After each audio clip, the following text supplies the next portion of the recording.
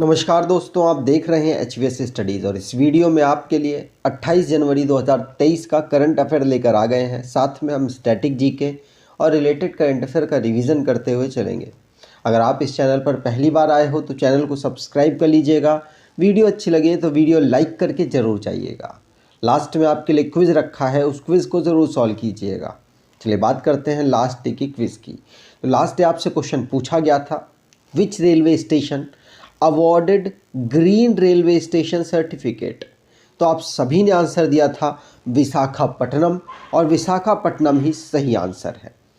तो आज के पहले क्वेश्चन की बात करें, लेकिन आपको बता दूं इस वीडियो का बेनिफिट तभी आपको होगा जब आप इसको रेगुलर फॉलो करते हैं। और इस टेस्टर को आप लगा सकते हैं रेगुलर 15 दिन देखिए, 15वें दिन चेक कीजिएगा कि आपको पहले दिन का करंट अफेयर याद है कि नहीं। अगर याद हो तो आप आगे भी फॉलो कीजिएगा। आगे आपके एसएससी एमटीएस और बहुत सारे एग्ज़ाम हैं जो जिनकी बड़ी बड़ी वैकेंसियाँ हैं, तो उनको ज़रूर क्रैक करेंगे अगर आप इसको फॉलो कर पाएंगे तो। चलिए पहले क्वेश्चन की बात करें तो which country to commercialized world first photonic based quantum computer. तो विश्व के पहले फोटोनिक आधारित क्वांटम कंप्यूटर का व्यावसायीकरण किस देश में किया जाएगा।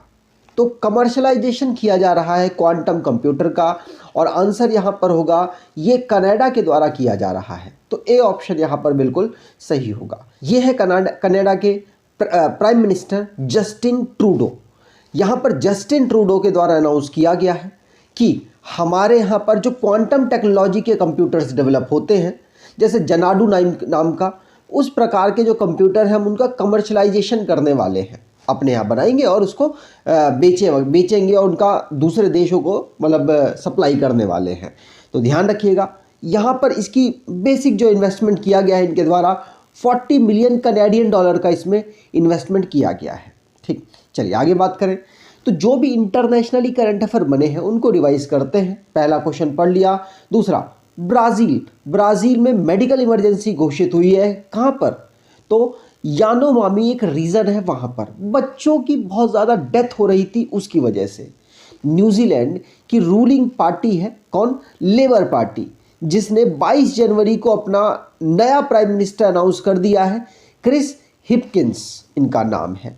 पहले कंप्लीटली फंक्शनड और मेड बैटरी जिसको इंस्टॉल किया जा चुका है, कहाँ पर? फिनलैंड में। और किससे बनी है ये? सैंड से बनी हुई बैटरी है। पॉपुलेशन चाइना की टोटल 1961 ईयर के बाद पहली बार ऐसा हुआ है कि डिक्रीज करी है। श्रीलंका जिसने स्टैम्प अनाउंस किया है Jawaharlal Nehru portrait 75th international day पर। और यूएई ने COP28 क्लाइमेट के प्रेसिडेंट के रूप में सुल्तान अल जबेर को अनाउंस किया है। और ब्राज़ील जिसने सोनिया गुजजारा को पहली मिनिस्टर बनाया है मिनिस्ट्री ऑफ इंडिजीनियस पीपल में। चाइना पहली कंट्री एशिया की, दूसरी कंट्री दुनिया की जिसने हाइड्रोजन ट्रेन को लॉन्च किया। नेपाल के प्राइम मिनिस्टर बने हैं पुष्प कमल दहल, प्रचंड के नाम से जाने जाते हैं। अगला question, India to get 100 more cheetahs from which country. तो इंडिया किस देश से 100 और चीता प्राप्त करने वाला है? तो अभी आपको पता है कि भारत ने ऑलरेडी अफ्रीका के कंट्री से, नाम्बिया से ऑलमोस्ट 4 चीता पहले पा चुका है। लेकिन ये अनाउंसमेंट हुई है साउथ अफ्रीका के द्वारा कि अब हम भारत को 100 और चीता देंगे। तो भारत और अफ्रीका के बीच, साउथ अफ्रीका के बीच में डील साइन हुई है कि वो 100 चीता भारत को ट्रांसफ़र करने वाला है। आपको पता होना चाहिए कि भारत ने सितंबर के महीने में, याद हो तो भारत ने कुछ चीता मंगाए थे, 8 चीतास वहाँ से आए थे। नरेंद्र मोदी जी के द्वारा मध्य प्रदेश में उनको एक रिजर्व में छोड़ा गया था।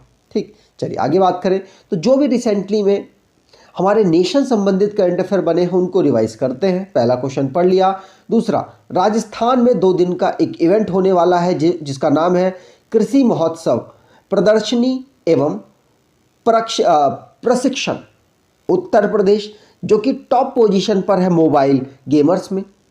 कोल्लम केरला का एक डिस्ट्रिक्ट है जो कि पहला कॉन्स्टिट्यूशन लिटरेट डिस्ट्रिक्ट बना है। Bharat first centre of excellence online gaming Shillong Madhya Pradesh में इनॉग्रेट कर चुका है। मध्य प्रदेश, माफ कीजिएगा, नरेंद्र मोदी जी, जिन्होंने 26 नेशनल यूथ फेस्टिवल को हुबली कर्नाटका में लॉन्च किया। पहली कारों की रेस हैदराबाद में ऑर्गेनाइज होगी। वाराणसी कैंट रेलवे स्टेशन को 5 स्टार ई ट्राइट स्टेशन का दर्जा मिला। कोलकाता मेट्रो रेल कॉरपोरेशन ने 2023 तक पहली अंडर वाटर मेट्रो को कंप्लीटली लॉन्च करने की अनाउंसमेंट कर दी है। नितिन गडकरी जी ने भारत का second largest cable stayed 8 lane bridge Zuari bridge, जिसको गोवा में इनॉग्रेट किया। आगे बात करें, अगर आप अपने स्टैटिक जीके को और बेहतर करना चाहते हैं तो आप इस ई बुक को परचेज कर सकते हैं। डिस्क्रिप्शन बॉक्स में लिंक है, वहाँ से आपको मिल जाएगा। डबल मतलब हिंदी और इंग्लिश दोनों में आपको ये मिलेगी। अगला question, who has been selected for the ICC men's cricketer of the year 2022।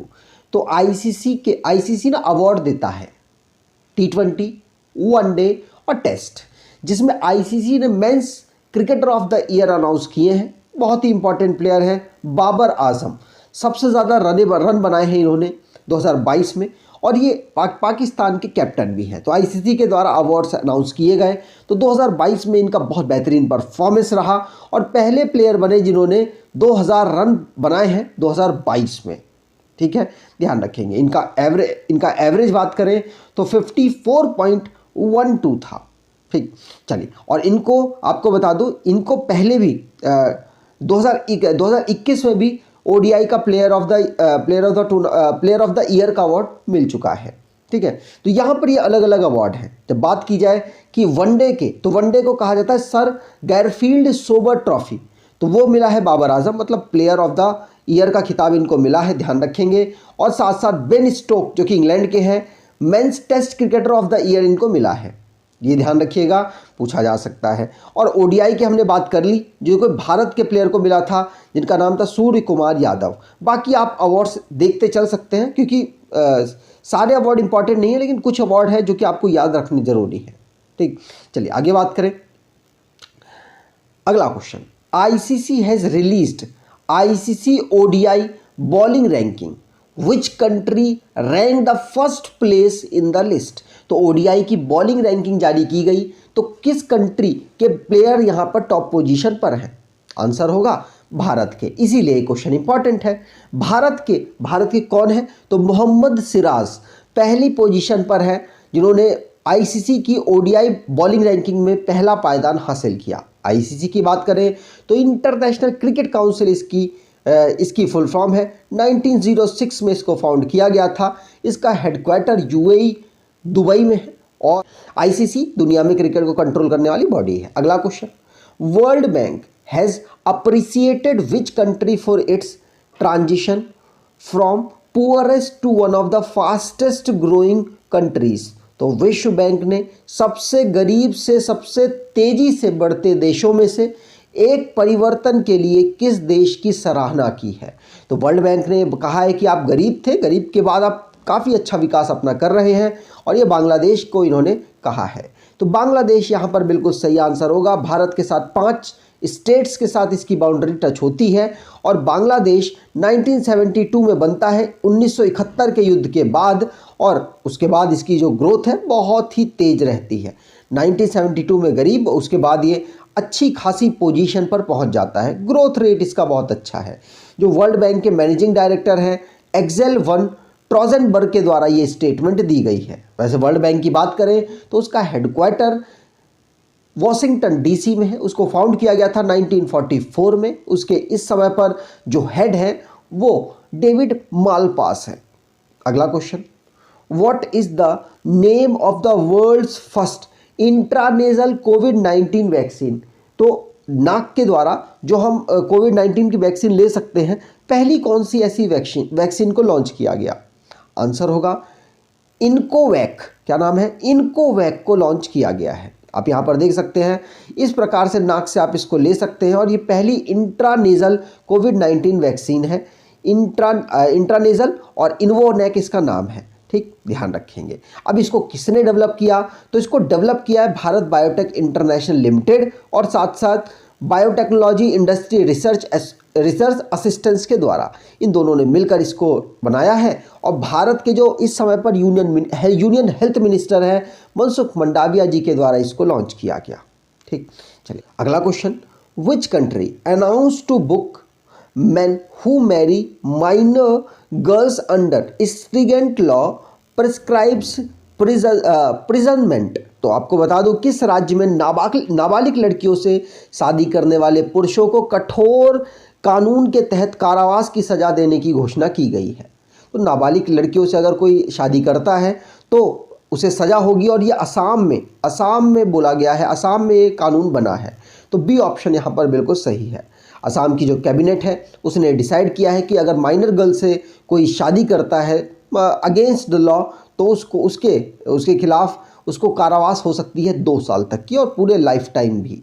ठीक, तो आसाम के जो हेमंता बिश्वा शर्मा हैं उनके द्वारा ये अनाउंसमेंट की गई। ठीक, चलिए आगे बात करें। अगला question, who has been appointed as the new general manager of central railway. तो मध्य रेलवे के नए महाप्रबंधक के रूप में किसे नियुक्त किया गया?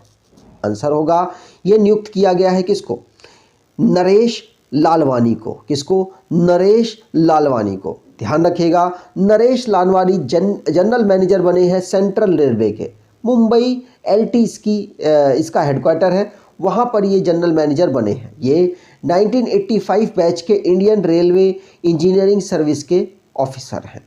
यहाँ पर बात करें सारे हेडक्वार्टर्स की, तो भारत के टोटल इस समय पर रेलवे में 18 हेडक्वार्टर हैं, जिनमें से आप देख सकते हैं सबसे बड़ा हेडक्वार्टर है नॉर्थ वाला, जिसका हेडक्वार्टर दिल्ली में है। और नॉर्थ अगर सेंटर की बात करें तो उसका हेडक्वार्टर इलाहाबाद में, सेंटर की बात करें तो मुंबई वीटी, और अगर साउथ की बात करें तो चेन्नई, और सेंटर साउथ की बात करें तो सिकंदराबाद है। और अब इन सब की ज्वाइनिंग भी हो रही है, तो आपको पता हो गया होगा कि कौन सा हेडक्वार्टर कहाँ पर है। अगर बात करें ईस्टर्न की तो कोलकाता के 3 हैं। एक तो ईस्टर्न वाला, एक मेट्रो रेल इसका हेडक्वार्टर भी है कोलकाता में ही, और कोलकाता जो साउथ ईस्टर्न का हेडक्वार्टर भी कोलकाता में है।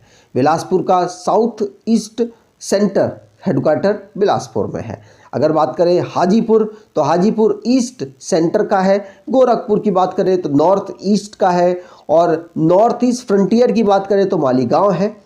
साथ साथ जयपुर आप देख सकते हैं, ये नॉर्थ वेस्ट का ये हेडक्वार्टर है। और अगर वेस्ट की बात करें तो मुंबई है, मुंबई सेंट्रल, और जबलपुर वेस्ट सेंटर का हेडक्वार्टर है। इसी प्रकार से यहाँ पर आप देख पाएंगे हुबली हेडक्वार्टर किसका है, तो आपको ध्यान रखना है साउथ वेस्टर्न का हेडक्वार्टर हुबली में है। तो इस प्रकार से 18 हेडक्वार्टर्स आपके डिवाइडेड हैं। अगला question, as per the finance ministry data the Atal pension Yojana subscribed figure crossed which milestone in 2022। तो वित्त मंत्रालय के आंकड़ों के अनुसार अटल पेंशन योजना के ग्राहकों का आंकड़ा 2022 में किस मील के पत्थर को पार कर चुका है? आंसर है ये 10 मिलियन लोग का जो डेटा है वहाँ तक पहुँच चुका है। तो आंसर यहाँ पर अटल पेंशन योजना के अंतर्गत 10 मिलियन लोग आ चुके हैं। यहाँ पर बात की जाए तो अटल पेंशन के में कितने लोग इंक्लूड हो चुके हैं, तो आंसर होगा 10 मिलियन। अटल पेंशन योजना आपको पता होना चाहिए, ये अनऑर्गेनाइज सेक्टर के जो वर्कर्स हैं उनको पेंशन स्कीम के अंतर्गत जोड़ने के लिए इसे स्टार्ट किया गया था। ठीक, चल आज की क्विज की बात करें तो which company won Ahmedabad team with top bid of ₹1289 crore in women IPL team auction. तो वुमेन IPL टीम के जो ऑक्शन हुआ उसमें 1289 करोड़ रुपीज़ की जो बिड लगाई गई अहमदाबाद टीम पर, किसने लगाई है? कमेंट बॉक्स में डिटेल में आंसर दीजिएगा। अगर आपको ये वीडियो अच्छी लगी है तो आपसे अनुरोध करूंगा वीडियो को लाइक कर दीजिएगा, चैनल को सब्सक्राइब कर लीजिएगा। धन्यवाद।